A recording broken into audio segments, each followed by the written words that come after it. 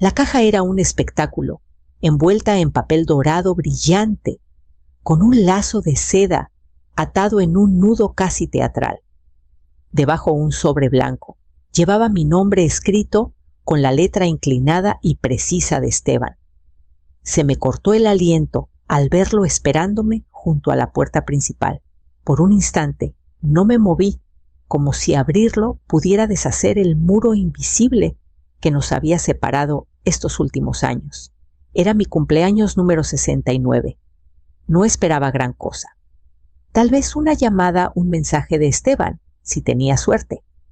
Pero en lugar de eso, llegó esta caja extravagante chocolates artesanales de una marca que solo reconocí porque los había visto en una vitrina de un centro comercial de lujo en Polanco. No llamó. Solo los mandó entregar en silencio sin un toque personal. Aún así, me dije a mí misma que no debía analizarlo demasiado. Un regalo es un regalo, y tal vez esta era su manera de tender un puente. Le envié un mensaje breve de agradecimiento, con una foto de la caja en mi mesa de cocina. No hubo respuesta. Más tarde, ese día, Valeria llegó con los niños trayendo una tarjeta de cumpleaños que habían hecho con huellas de manos y brillantina. Se veía agotada, pero sonreía con cortesía. Saqué los chocolates y se los ofrecí. «Ay no, Isabel, son para ti», dijo, pero su pequeña ya había agarrado uno. Insistí con suavidad. «Ándale, llévatelos, compártelos con los pequeños. Ya no me matan los dulces como antes». Así que se llevó la caja, y los niños cada uno escogió un chocolate riendo con sus dedos pegajosos y discutiendo por los de caramelo. Los observé desde mi sillón, con un calorcito que me apretaba el pecho. Cualquier tensión que sentía por Esteban se suavizó en ese momento. Al menos su familia estaba aquí. A la mañana siguiente, mi teléfono sonó a las 9:04. Era Esteban. «Hola, ma», dijo con la voz más ligera de lo normal. «¿Y qué tal los chocolates?» Sonreí al teléfono. Se los di a Valeria y a los niños. Pensé que ellos los disfrutarían más. Hubo una pausa demasiado larga para ser casual. «¿Se los diste a Valeria claro por qué?» Un suspiro brusco. «¿Qué hiciste?» Apenas tuve tiempo de responder antes de que la llamada se cortara. Me quedé mirando el teléfono mucho después de que la llamada terminó, con su voz resonando en mi cabeza. «¿Qué hiciste?» No era sorpresa, ni confusión, era miedo. Pánico puro y visceral. Y no era la reacción que alguien tendría por una caja de chocolates. Me quedé parada en la cocina inmóvil, con la tetera chillando de fondo. Apagué la estufa, tiré el agua caliente y me senté en la mesa, con las manos entrelazadas, tratando de juntar las piezas de todo lo que había pasado por alto. Esteban siempre había sido complicado, silencioso, distante, cortante, cuando se sentía acorralado. Solía decir que solo era independiente como lo fue su papá. Cuando Gerardo murió, me convencí de que Esteban también estaba de luto, que tal vez por eso se alejó. Tal vez por eso se perdía cumpleaños, olvidaba el Día de las Madres, llamaba cada vez menos. Le di espacio, le di tiempo y luego le di dinero. Cuando me pidió ayuda para empezar una empresa de jardinería, vacié una cuenta de ahorros que había guardado para un viaje a Oaxaca. No importaba. Era mi hijo. Dijo que la empresa estaría a su nombre, pero después descubrí que estaba registrada bajo el nombre de Valeria. No pregunté por qué. Nunca pregunté por qué, porque no quería escuchar la respuesta. Valeria siempre había sido amable de esa manera en que la gente lo es cuando siente lástima por ti. Sonriente, educada, llena de cumplidos. Isabel, criaste a un hombre increíble. Tu jardín siempre está tan bonito. Pero había algo cortante detrás de sus palabras, algo ensayado. Lo ignoré, igual que ignoré cómo esquivaba preguntas sobre el trabajo de Esteban o cómo los niños mencionaban estar con papá en el casino, aunque Esteban juraba que había dejado de apostar hace años. Las visitas se habían vuelto más frecuentes últimamente, demasiado frecuentes. Siempre se llevaban algo Tupperware, libros, hasta mi microondas de repuesto. Lo atribuí a la generosidad. Una madre ayudando a su hijo, una abuela siendo útil. Pero ahora, esa caja de chocolates estaba en el centro de todo como una llave que abría años de pistas silenciosas. Tomé mi teléfono con el corazón latiendo fuerte y marqué a alguien que podría saber más de lo que yo sabía. Todo empezó con un mensaje de voz de Valeria 3 días después. Su voz temblaba casi frenética, con ruido de fondo, niños llorando, puertas, abriéndose, enfermeras, hablando en tonos cortantes. Isabel, yo estoy en urgencias con los niños. No han parado de vomitar desde ayer. No sé qué pasa. Pensé que era un virus estomacal, pero no sé. Solo te aviso. No mencionó los chocolates. Pero yo sí. Esa misma tarde llamé a Carmen, una vieja colega del grupo de huertos comunitarios en Coyoacán. Había sido enfermera pediátrica durante 2 décadas y aún tenía contactos en una clínica privada de toxicología a través de su hija. Le dije que tenía una sospecha y le pedí que me ayudara a analizar algo con discreción. Envolví los 3 chocolates que quedaban en papel aluminio y los puse en una bolsa con cierre como si estuviera transportando joyas. Carmen no hizo preguntas. Solo asintió, tomó el paquete y me dijo que me llamaría en cuanto el laboratorio tuviera resultados. La espera fue de solo 48 horas. Cuando sonó el teléfono, ni siquiera dije, «Hola». «Es grave», dijo Carmen. 2 de los chocolates estaban limpios, pero el tercero y el cuarto, altas concentraciones de zolpidem y ciclobenzaprina. Sedantes fuertes. Uno solo podría noquear a una persona adulta. Los 2 juntos dormirías hasta en un incendio. Me senté lentamente, las rodillas cediendo, como si la verdad tuviera peso. Pensé que tal vez estaba siendo paranoica, susurré. «Isabel», dijo Carmen con voz firme, «no lo estabas». Esto no fue un error. No solo estaban adulterrupados, estaban dirigidos. Quien los puso ahí sabía lo que hacía.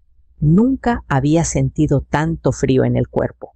Una cosa es sospechar manipulación, otra es tener pruebas de laboratorio de que alguien cercano había alterado algo que era para mí, pero no contaron con que lo compartiría. No contaron con que se lo pasaría a alguien en quien confiaba. Colgué sin decir mucho más. Luego abrí un cajón y saqué una carpeta de cuero que no había tocado en años, la que tenía los documentos de la empresa de Esteban y nuestro último documento notariado. Lo puse en la mesa, sabiendo exactamente qué necesitaba leer después. Invité a Esteban a venir con el pretexto de que necesitaba ayuda con las canaletas. Era la única manera de estar segura de que vendría. Como era de esperarse, llegó 1 hora tarde oliendo ligeramente a loción y café rancio, con una sonrisa tan ensayada como siempre. Ma dijo con los brazos entreabiertos, como esperando un abrazo. No me moví. «¿Café?», pregunté, ya dándome la vuelta hacia la cocina. Nos sentamos frente a frente, en la mesa del comedor, con el vapor subiendo entre nosotros. Revolví mi taza lentamente, mientras él tamborileaba los dedos contra la cerámica, mirando alrededor como si intentara recordar dónde estaba la salida. «¿Cómo está Valeria?», pregunté. «Bien», dijo demasiado rápido. «Los niños ya están repuestos». Asentí, respiré hondo y dejé la cuchara. «Esteban», dije con voz calma y suave, «¿intentaste matarme?». Sus dedos se congelaron. Parpadeó, luego soltó una risa corta y nerviosa. «Ma, eso es fuerte». «¿Qué clase de pregunta es esa?». No respondí. En cambio, metí la mano en el bolsillo de mi cardigan y deslicé el informe del laboratorio doblado sobre la mesa. El papel temblaba ligeramente por la tensión en mis dedos. No lo tocó. Solo miró hacia abajo. Luego a mí. «¿No se suponía que...?» Susurró, pero se detuvo. Levanté la barbilla. «No se suponía que trago saliva». Su voz se convirtió en algo entre un siseo y un gemido. No pensé que los compartirías. Mi corazón se apretó, pero mantuve la expresión firme. No se suponía que los compartirías, repitió como si decirlo de nuevo lo haría menos terrible. No, solo necesitaba tiempo para arreglar las cosas. Tiempo para cobrar un seguro, pregunté. ¿Para borrar tus deudas? ¿Para enterrar tu culpa bajo mi lápida? No lo negó. Nos quedamos allí en el silencio que sigue a la verdad. Se apartó de la mesa, murmurando algo sobre tener que irse, pero yo me quedé sentada, viéndolo correr hacia la puerta, como si las paredes se estuvieran cerrando. Después de que se fue, guardé el informe junto a los documentos notariados y abrí el cajón donde tenía el archivo marcado Esteban, personal. Recordé algo más que no había mirado en años. La carpeta marcada Esteban, personal, no se había abierto desde el año en que me pidió dinero por primera vez.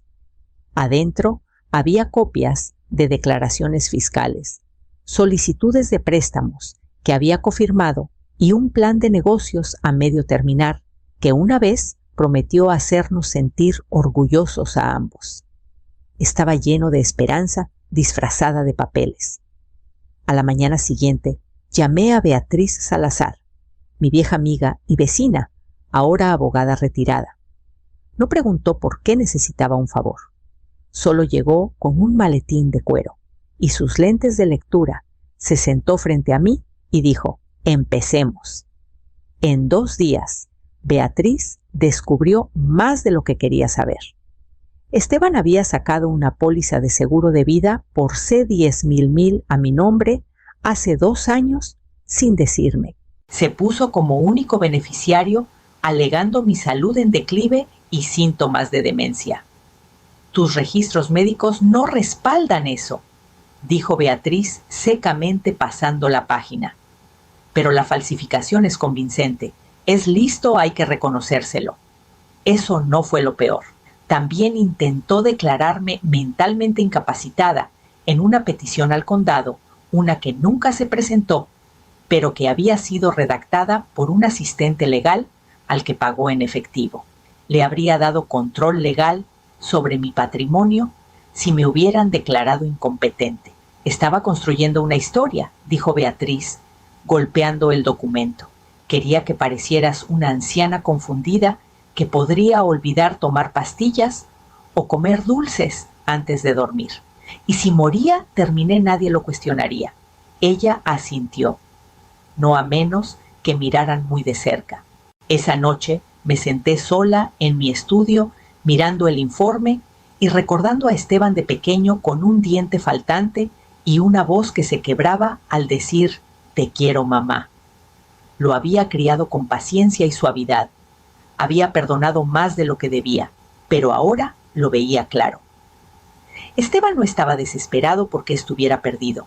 Estaba desesperado porque ya había tomado una decisión y yo también necesitaba tomar una. A la mañana siguiente, marqué el número de Valeria con una firmeza que no había sentido en años. Le pedí a Valeria que viniera a tomar un té. Sin niños, sin Esteban, solo nosotras dos. Aceptó sin dudar, lo que me sorprendió. Llegó con un suéter azul suave, el cabello recogido, la cara sin maquillaje. Al entrar a mi cocina, vi que algo en ella ya empezaba a romperse. Serví el té lentamente y me senté frente a ella en la mesa de madera que había sostenido años de conversaciones, algunas cálidas, otras amargas. Esta sería ambas. Valeria, empecé con suavidad. Necesito preguntarte algo y quiero que respondas no como esposa de Esteban, sino como madre. Sus ojos no se apartaron de su taza, pero asintió levemente. ¿Sabías del seguro de vida?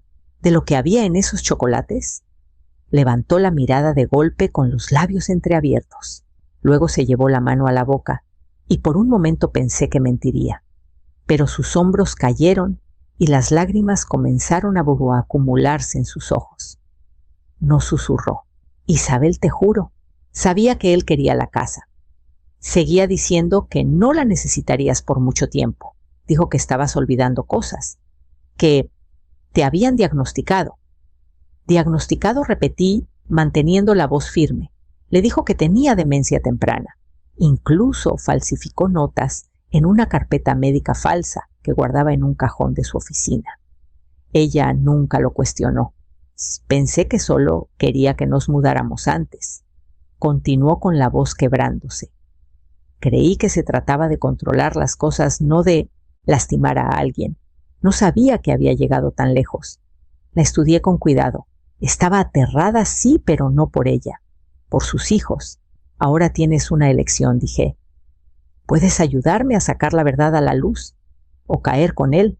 Sus manos temblaban mientras agarraba el borde de su taza. No respondió de inmediato, pero el cambio era visible.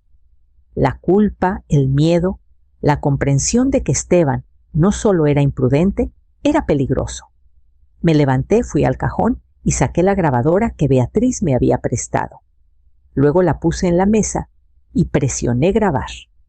Esa noche, después de que Valeria se fue con la grabadora escondida en su bolso, no pude dormir. Caminé por la casa en silencio, con el aire pesado, por todo lo que no se había dicho en los últimos años. Palabras tragadas, verdades ignoradas. Me senté en mi escritorio justo antes del amanecer y comencé a revisar un montón de archivos viejos de mis estados de cuenta de seguro médico. En algún lugar, recordé había un formulario de alta de una visita al hospital hace unos años, una que descarté como indigestión o un virus estomacal. Ahí estaba fechado exactamente 3 años atrás. Me habían internado por vómitos severos y deshidratación. El médico había listado posible intoxicación alimentaria como causa preliminar. Había sido la noche de la llamada cena de reconciliación de Esteban la que trajo en envases de comida para llevar. Dijo que la había cocinado él, pero no quería dejar mi cocina desordenada. Recordé el sabor de la pasta, algo extraño, amargo al final. Solo comí unos bocados. Él y Valeria apenas tocaron la suya. Lo descarté entonces, agradecida de haberme recuperado. Pero al leerlo, ahora el contexto había cambiado. No era una coincidencia, era un patrón. Imprimí todo, junté los documentos del hospital con los resultados de los chocolates y añadí la transcripción que Beatriz había hecho de la confesión grabada de Valeria. La historia ya no estaba fragmentada. Era un plano. Llamé a Beatriz primero y luego a nuestro contacto en la policía. El detective que nos recibió en su oficina era callado, metódico y serio.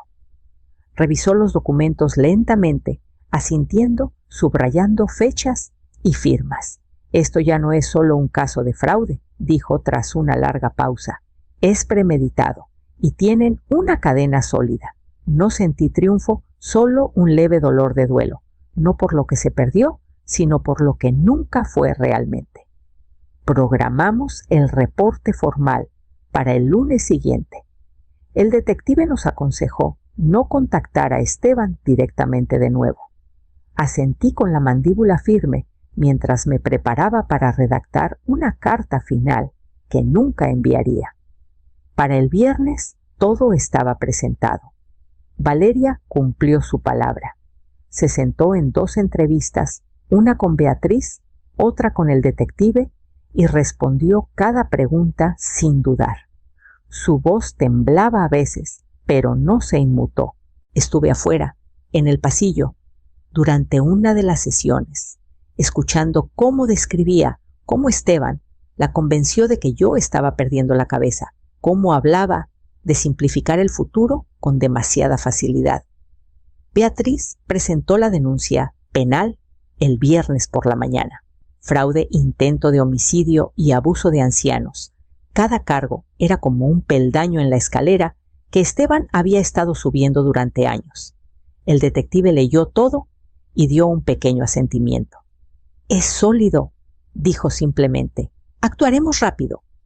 Estaba en mi cocina el martes siguiente cuando mi televisor se encendió con una alerta de noticias locales. Ni siquiera sabía que los medios estarían involucrados, pero ahí estaba empresario local, arrestado por múltiples cargos en un complot contra su madre anciana. La imagen mostró un rostro pálido y borroso, Esteban pareciendo más niño que en décadas. Su cara hinchada, ojos rojos, mandíbula tensa por la humillación. Lo habían sacado de su oficina, esposado. Según el reportero, sus compañeros de trabajo estaban atónitos. Su socio Nicolás Vargas, el mismo hombre al que le di un cheque hace años cuando apenas empezaban, emitió un comunicado desvinculando a la empresa de Esteban por completo. No sabíamos de ninguna conducta personal indebida, decía. Apagué el televisor antes de que terminara la transmisión. No había consuelo en verlo. No había emoción de venganza. Solo un silencio profundo y resonante. Esteban ya no se escondía detrás del silencio o la manipulación. Ahora respondería a los hechos, a los registros, a mi nombre, en un papel que intentó borrar. Esa noche caminé por mi casa en pantuflas recogiendo lentamente las tazas de té vacías y las cobijas dobladas de la semana. Las lavé con cuidado una por una, poniéndolas de vuelta en su lugar. Luego me senté en mi escritorio y abrí una página nueva de mi testamento. Me senté en la mesa del comedor con Beatriz ambas en silencio mientras firmaba la última página. La pluma se sentía más pesada de lo que debería, como si supiera el peso de lo que estaba dando y dejando ir. El testamento revisado era simple, preciso. Nada para Esteban, sin explicaciones más allá de lo que el tribunal necesitaba ver. Todo iría a la nueva fundación, el Fideicomiso Esperanza de Morelos, no nombrado por él, sino por lo que aún creía que otros podían reconstruir. El fondo apoyaría a madres solteras sobrevivientes de abuso doméstico e iniciativas de protección a ancianos. Beatriz asintió con aprobación mientras recogía los documentos y los guardaba en su maletín. Incluimos una nota final, escrita a mano, en mi letra clara y recta a mi hijo, que pensó que podía robar mi vida, heredará solo el silencio que una vez llené de amor. A la mañana siguiente, Valeria vino con los niños. Se quedaron afuera en el coche, mientras ella entraba al pasillo, con los ojos enrojecidos pero claros. Por primera vez en mucho tiempo. Ya encontré un departamento, dijo en voz baja. No es gran cosa, pero es nuestro. Asentí. Eso es más que suficiente. Dudó, luego me abrazó. Fue la primera vez que nos abrazamos sin incomodidad. Gracias, dijo, por todo, por ver lo que yo no pude. Ya está hecho, dije, y lo dije en serio. Mientras se alejaban, me quedé en la ventana viendo a los niños saludar desde el asiento trasero. Parecían demasiado pequeños para entender lo que pasó. Tal vez eso era un regalo. Tal vez algún día sabrían toda la historia, pero aún no. Cerré las cortinas y volví al escritorio, donde la carpeta ahora estaba cerrada. No necesitaba abrirla de nuevo. En cambio, saqué una foto vieja, Esteban de niño, sin un diente frontal, sosteniendo una corona de papel en su cumpleaños. La sostuve un momento, antes de guardarla en la caja, a prueba de fuego, con la escritura de la fundación y las cartas de donación. Era hora de dejar el pasado donde pertenecía. Por la mañana tenía un tren que tomar. El jardín se veía diferente ahora. No porque hubiera cambiado, sino porque yo lo había hecho. Los mismos setos de romero bordeaban el camino, el mismo bebedero de pájaros estaba en la esquina, con su borde astillado, las mismas hortensias asomaban desde su lugar habitual. Pero el silencio se sentía más claro, menos cargado. Caminé despacio, rozando las hojas con las manos, mi respiración al ritmo del canto matutino de los pájaros. No había duelo en mí, ya no, solo un espacio donde el duelo había vivido y envejecido. No lloraba por lo que perdí. Elegía la paz sobre las ilusiones. Elegía mañanas tranquilas y días intencionales, no el peso de los y sí y quién solía ser. empaqué los chocolates restantes, sellados e intactos, en papel sencillo. Llamé a una organización local de desperdicio de alimentos que redistribuye artículos no perecederos y les dije que tenía una donación. Cuando llegaron, entregué la caja con una sonrisa seca. Gourmet, dije, solo que no muy dulce al final. Rieron cortésmente sin saber el doble sentido. No lo expliqué. Adentro me preparé una taza de manzanilla y volví a mi escritorio. El diario estaba abierto, donde lo dejé con una página en blanco esperando. Tomé mi pluma y escribí despacio con intención, dejando caer las palabras sin ceremonia. Quise a mi hijo hasta que se volvió peligroso. No subrayé nada. No lo necesitaba. Cuando la tinta se secó, cerré el diario y lo puse en el estante con los otros 27 cuadernos que guardaban décadas de mi vida en cursiva y lápiz borroso, con márgenes llenos de listas de compras y números de teléfono que ya no funcionan. Afuera el viento movía las hojas. No miré atrás por la ventana. Solo me puse de pie, enderecé la espalda y caminé hacia el closet del pasillo para sacar mi maleta. El tren salía al amanecer y esta vez no regresaría por nada que dejara atrás.